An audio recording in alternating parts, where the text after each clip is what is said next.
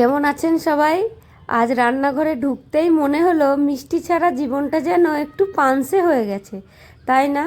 বিশেষ করে এই বিকেলের দিকে যখন একটু মিষ্টি মুখ করতে ইচ্ছা করে, তখন দোকানের দিকে না তাকিয়ে নিজেরাই যদি কিছু ঘরে বানিয়ে নেওয়া যায়, তার মজাটাই আলাদা। মাঝে মাঝে ভাবি ডায়েট করব, চিনি কম খাবো, কি এই গোলাপ জামুনের সামনে সব প্রতিজ্ঞাই যেন কর্পূরের মতো উড়ে যায়। তো চলুন শুরু করি ইনস্ট্যান্ট গোলাপ জামুন প্রিমিক্স দিয়ে। তো আমি প্রিমিক্সটা মেখে নিয়েছি জল দিয়ে, তারপরে ঘি মেল্ট করে নিয়েছি, সেটাকে একটু মাখিয়ে রেস্টে রেখে দেব 15 মিনিট মতো।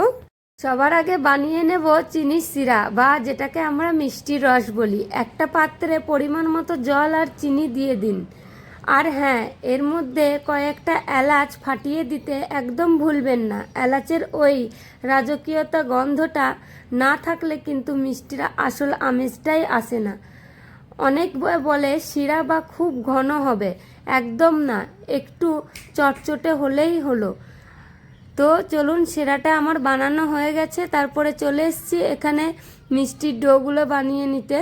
তো সেগুলোকেই বানিয়ে নেব, চলুন এক এক করে। তো এগুলো গোল শেপেও দিতে পারেন আপনারা, যেরকম আপনাদের ইচ্ছা। যেরকম জিলেবি হয় আমাদের ওদিকে, ছানার জিলেবি, সেরকম শেপেও আপনারা করতে পারেন। ওদিকে আমি তেল গরম করতে দিয়ে দিয়েছি। তো তেলও আমার গরম হয়ে গেছে মনে হচ্ছে। চলুন এক এক করে মিষ্টিগুলো দিয়ে দিই। তো এগুলো আমি সবই গোল শেপে বানিয়েছি, ভাবছি আরও কিছুটা আছে, সেটাকে অন্য শেপে বানাবো। তো আমার মিষ্টিগুলোও দেয়া হয়ে গেছে। এগুলো ডিপ ফ্রাই করে নিতে হবে, যেরকম আপনাদের পছন্দ। ব্রাউনও করতে পারেন, আবার এর থেকে একটু যেটা আমাদের কালো জামুন টাইপের হয় সেরকমও আপনি বানিয়ে নিতে পারেন। তো এগুলো আমার হয়ে গেছে, এগুলোকে উল্টিয়ে দিচ্ছি। একদিকটা ভালোভাবেই হয়ে গেছে। তো চলুন বাকিগুলোও বানিয়ে নিই। এগুলো আমি বানিয়ে নিচ্ছি, এগুলো চেষ্টা করেছি একটু অন্যরকম শেপ দিতে। তো এদিকে এগুলোকে আমার ফ্রাই হয়ে গেছে, এগুলোকে উঠিয়ে নেব, চলুন। তো চিনির সিরামটা ওদিকে ঠান্ডা হয়ে গেছে, তো এক এক করে ওখানে দিয়ে দিই, চলুন সবগুলোকে। এগুলোকে এদিকে তুলে নিই এক এক করে। তো কার কার আমার মতো মিষ্টি খেতে ভালোবাসেন অবশ্যই কমেন্ট করে জানাবেন। আর ভিডিওটি অবশ্যই লাইক এবং শেয়ার, সাবস্ক্রাইব করবেন। তো এগুলোকেও আমি এক এক করে দিয়ে দিয়েছিলাম, সেগুলো ভেজে নিয়েছি।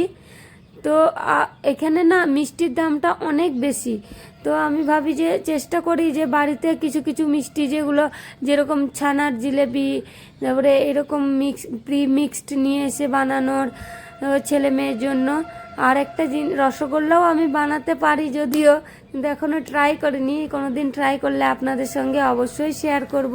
তো এগুলো আমার বাকিগুলোও ভাজা হয়ে গেছে। এগুলোকে 2 ঘন্টা মতো ভিজিয়ে রেখেছিলাম আমি, আপনারা চাইলে 1 ঘন্টা পরেও খেতে পারেন।